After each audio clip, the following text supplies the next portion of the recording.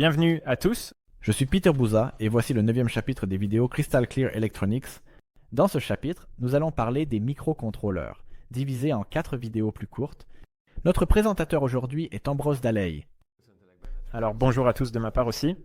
Vous m'avez déjà vu dans certaines des vidéos. Peter, peux-tu te présenter à nous? Comment as-tu découvert le programme Crystal Clear Electronics?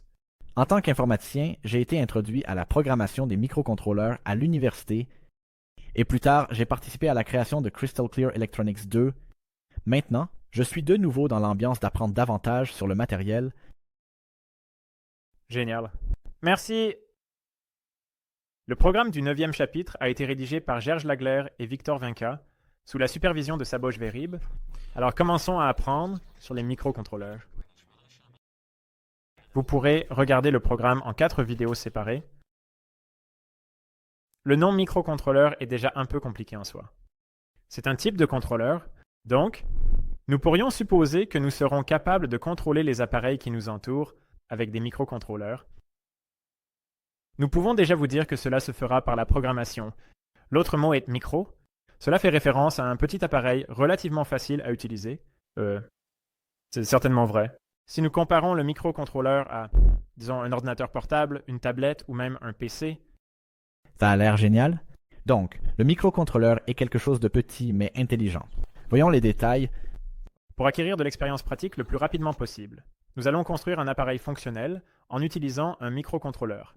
Il existe de nombreux types de microcontrôleurs. Les principes de base sont similaires dans tous les cas. Nous allons maintenant utiliser le contrôleur ATmega16A pour faire clignoter une LED. Le code du programme qui sera chargé dans le microcontrôleur sera un code préécrit.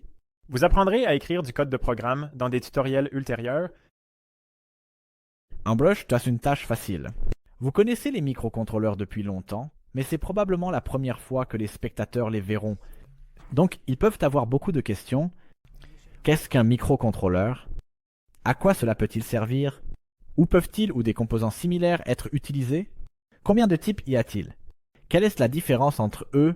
Pourquoi utilisons-nous celui-ci? J'espère que nous pourrons répondre à ces questions d'ici la fin des vidéos.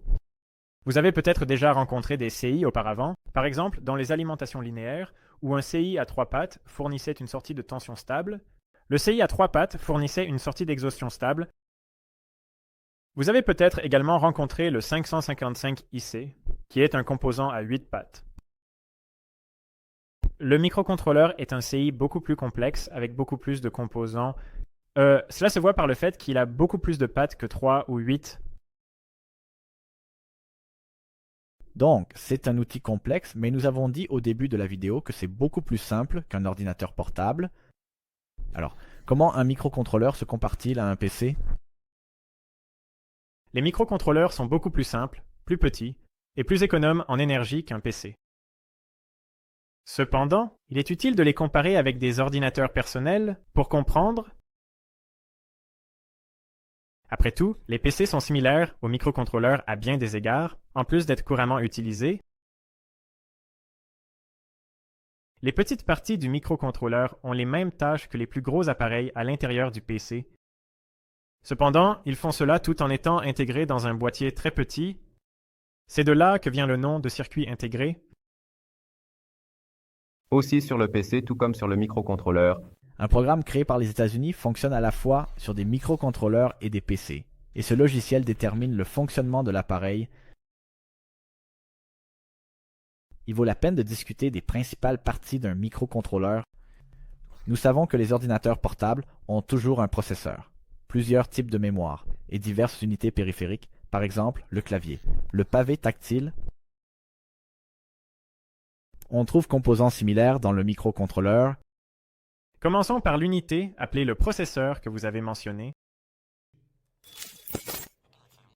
Dans un PC, le processeur effectue les opérations de base, par exemple l'addition, la soustraction, la multiplication et la division. À l'intérieur du microcontrôleur, ces tâches sont également effectuées par l'unité centrale de traitement, ou CPU. Unité centrale de traitement ou CPU comme on l'appelle. Aussi, comme vous l'avez mentionné, il existe plusieurs types de mémoire dans un PC.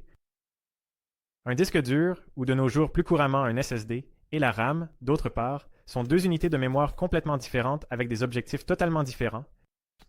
Les disques durs, ou HDD, et les SSD sont des mémoires non volatiles, qui sont utilisées dans les PC. Une énorme quantité de données peut y être stockée, par exemple nos programmes et nos fichiers. Les données sont conservées même après avoir éteint l'ordinateur. C'est pourquoi nous les appelons mémoire non volatile.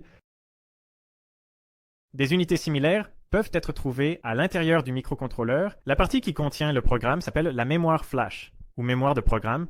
La mémoire flash contient ce programme. La partie qui peut être utilisée pour stocker d'autres données s'appelle la mémoire EEPROM. Il existe d'autres types de mémoire non volatiles, n'est-ce pas? Oui, des options de stockage externes peuvent être connectées au PC si nous avons besoin de plus de mémoire. À montrer les mémoires externes, C'est par exemple un disque dur externe, une clé USB, une carte SD. des options similaires pour les microcontrôleurs existent également. Par exemple, une EEPROM externe ou une carte SD. Et ensuite, ils capturent en fait. Nous allons aussi parler un peu des choses mystérieuses appelées mémoire volatile. Pourquoi avons-nous besoin d'une mémoire qui ne se souvient pas toujours de tout? Nous ne nous souvenons pas toujours de tout. C'est un peu comme ce qui se passe dans nos cerveaux. Nous pouvons nous souvenir de certaines parties de notre esprit, des années ou même de nombreuses années plus tard. Mais quand nous parlons ou comptons, nous stockons les mots ou les chiffres pendant notre activité, mais ensuite nous les oublions rapidement. L'ordinateur fonctionne de manière similaire. L'ordinateur fonctionne de manière similaire. Les données stockées dans la mémoire volatile du PC ne seront pas conservées après que le PC soit éteint. Mais cette mémoire est capable d'opérations plus rapides que la mémoire non volatile, donc elle offre une opération plus rapide au processeur. C'est ce qu'on appelle la mémoire RAM. On trouve la même chose dans le microcontrôleur aussi. Et maintenant, rassemblons les périphériques les plus importants. Nous pouvons connecter différentes unités d'entrée et de sortie de données, des périphériques au PC. Comment ça va, mes amis? Par exemple, un moniteur, un clavier, une souris, une imprimante, une caméra, un scanner, etc. Je suis sûr que vous les avez rencontrés. Réunion. Et celles-ci sont simplement réalisées par une connexion claire et directe, en tête-à-tête. De plus, ces appareils peuvent être facilement utilisés en connectant une prise ou en installant un logiciel de pilote. Différents périphériques peuvent également être connectés au microcontrôleur, cependant. Ceux-ci sont généralement plus primitifs. Les périphériques peuvent être classés en deux groupes en fonction de leur direction. Ils peuvent être des sorties ou des entrées. Chaque entrée de Chobart-Okra. Exemple de sortie simple, petit affichage, buzzer, bande LED. Des entrées typiques, comme des boutons poussoirs ou différents capteurs, comme des capteurs de température, de pression, de courant, etc. Le mot capteur peut être utilisé comme un synonyme du mot anglais sensing. Ces appareils accompliront une tâche spécifique. Par exemple, indiquer, mesurer ou changer une information physique donnée. S'ils sont correctement connectés à notre microcontrôleur, nous devons écrire un logiciel pour le microcontrôleur qui peut gérer le périphérique donné.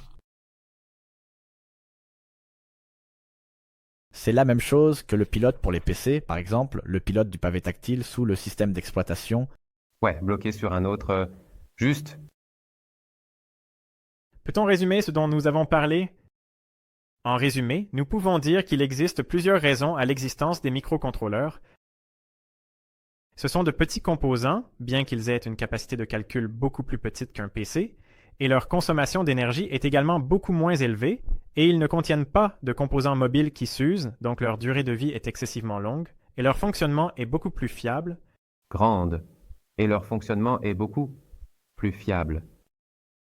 Bien sûr, la fiabilité nécessite également des accessoires et des logiciels fiables. Logiciel est données équitables. En dehors des similitudes entre le PC et le microcontrôleur, leurs différences incluent la taille, le prix, la fiabilité, la manipulation et la complexité de la tâche réalisable. Oui, et le microcontrôleur? Vous n'apprendrez que les fondamentaux des microcontrôleurs dans les chapitres de Crystal Clear Electronics. À partir de là, vous pouvez accumuler des années d'expérience en utilisant ces outils dans l'industrie. Nous avons atteint la fin du premier vidéo du 9e chapitre. Nous avons atteint la fin de la vidéo. Dans la deuxième vidéo, nous allons continuer avec les applications des microcontrôleurs en introduisant le microcontrôleur Atmega 16A. Au revoir.